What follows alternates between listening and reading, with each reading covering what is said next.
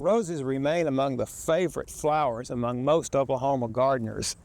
And this is the time of the year that we can be out working in the rose garden, either planting roses or pruning and trying to clean up some of the roses from last year.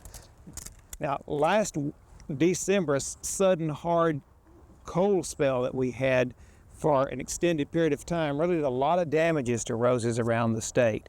In fact, we've had 1 or 2 roses completely killed here at Oklahoma Gardening, so we're going to be replanting some.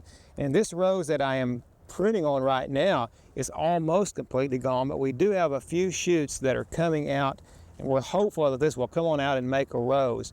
Really, I would like to have 3 or 4 good, strong shoots coming up. But on this one, I have 3 shoots. They're really not as strong as I would like. But this is a variety of rose we want to save, and so we're going to try to go ahead and see if we can't nurture it back into existence.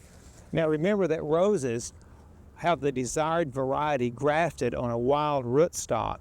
And so in some cases you may see some green growth coming out from very near or below the surface of the soil, below that graft union. If this is the case and all the rose above that graft union is dead, then this means that your rose has died and it's coming up from the wild rootstock. You might as well go ahead and replace that.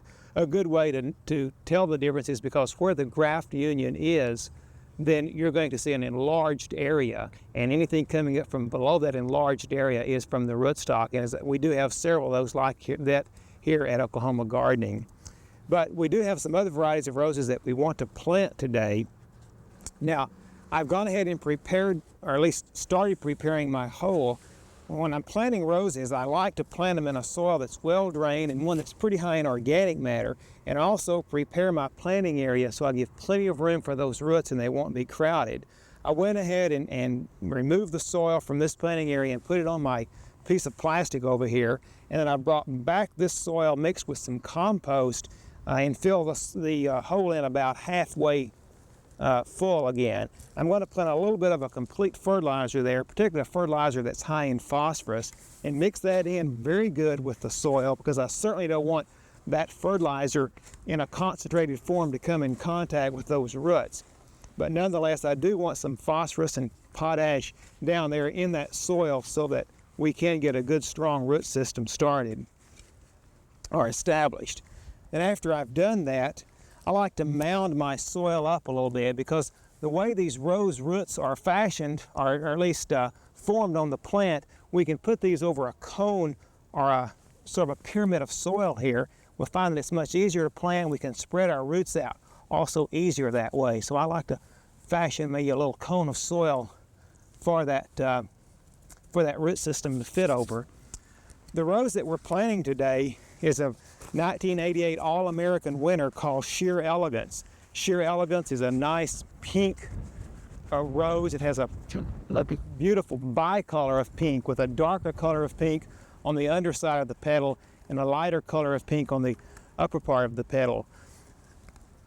When we're planting roses, usually you're going to find that the roses have been dug and shipped and for some time before you actually get them in the ground. So it's a good idea to have a bucket of water to soak those roots in for a few hours before you go ahead and plant them in your garden area, and at least be sure that you're soaking the roots while you're preparing your hole. Now, we examine the root systems very carefully and look for any damaged or broken or dead roots. And if we see 1 or 2 that has a broken area like this one, I want to clip that off above the broken area so that we're not planting those damaged roots in there. Just that way we will just lessen our chances of some sort of a disease organism to enter into that root system. We have these with a nice well-formed root system. Here we can see where the grafted area is. It's an enlarged area here, and then below that is the wild rootstock. Above that is the grafted area. Another thing that I like to do is when I'm planting these, if I'm in a windy location, is somehow try to fix this graft so that it's against the prevailing wind.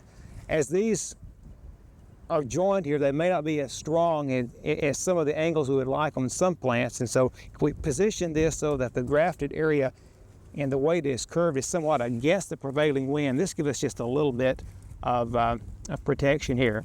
But now we can fashion this root system over the cone of soil that we've prepared, spread the roots out so that they're not crowded. And then start raking in compost and soil around that.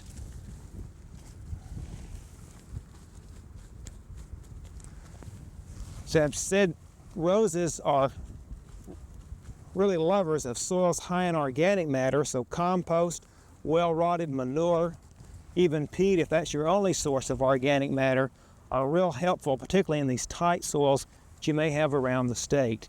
And as I put my soil in, I will tap it or pack it a little bit just to seal it in some. Now notice that my planting depth on this. I've planted this rose so that the graft area is just at or slightly above the soil line. Oftentimes, if you get this graft below the soil line, you'll have some suckers coming up from beneath that, so that you'll still have your growth from your rootstock coming up. If you have it up too high, you're going to find that it's more susceptible to wind damage and also to freeze damage in the winter time. I'll go ahead and very quickly finish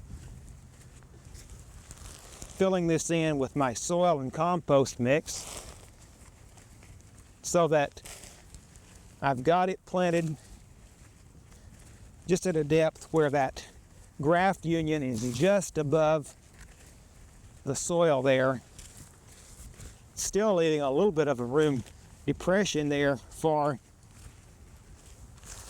water, so that as I water this in and get it established, then we've got this in a nice location there. And then the last thing I want to do is add a little bit more fertilizer right around the top, because the other fertilizer was close to the bottom. And as I do that, mix that into my soil.